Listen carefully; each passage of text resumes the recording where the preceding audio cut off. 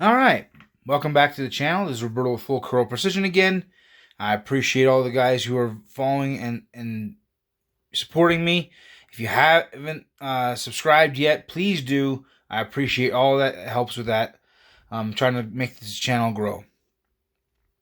So for tonight, I was kind of toying with some numbers, and I like to go back and forth between things. I did a video about trying to build some loads for Bear, and I'm going to try some with the 136 grain terminal Ascents. So it got me thinking. I'm like, okay, so what can I do, let's say, with my 140 grain Sierras? And so I'm going to select back my 27 Ibex here on the GRT. And I'm going to pull up my bullets first. See, Sierra 140 grain. Okay. We're going to change out this powder here. For Vita Vori. Actually, I'm going to go to the Ram Shot Hunter. I'm going to see what we can come up with. Let me turn this around.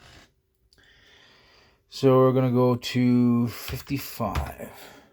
Alright, a little too low. So we're going to go up to 60.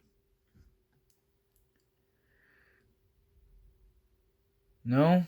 Okay. We're going to go up to 61. 61.5. So,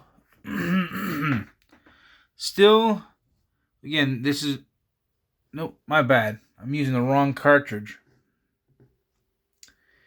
Nope, I need mine.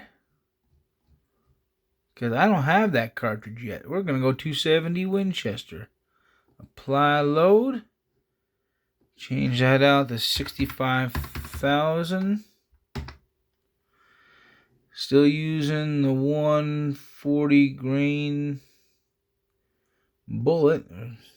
That goes to 3.42. Switch that down a little bit. And we're going to go to 60. All right. Well, that's still actually really good numbers. I'm going to 60.5. So according to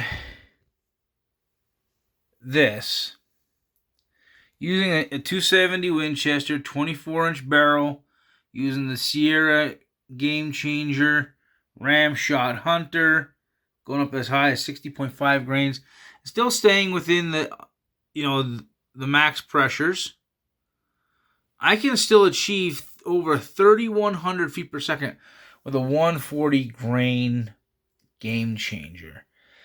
That's actually really good. So I know I asked this question again before to anyone who's watching this. If you were in my shoes and you're going to go after spring bear, would you feel comfortable using that bullet in this combination, that kind of velocity, to hunt black bear? Now again, mind you, the black bear here aren't the same as they are in a lot of other areas. I mean, if you shoot a 400 pounder around here, that's an absolute tank. Most black bears here are going to be between 250 to 350 pounds. They don't get excessively large like they did for me growing up in New York State. I mean, shoot, 350-pound bear back where I grew up was a 5-year-old boar. They live for like 20 to 25 years.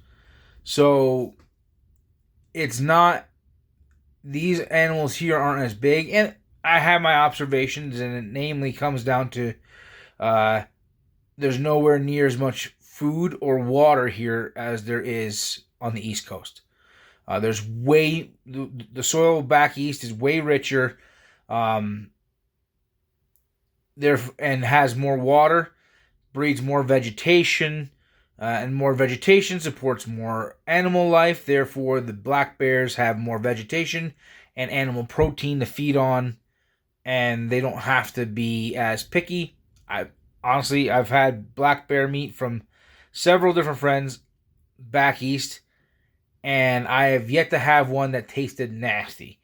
Um, so, and I think it has to do with the fact that they don't have to sit on anything rotten. There's just plenty for them to eat.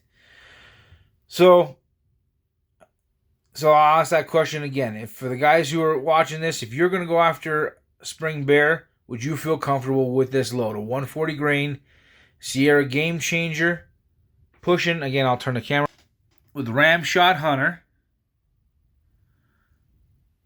pushing it, pretty close.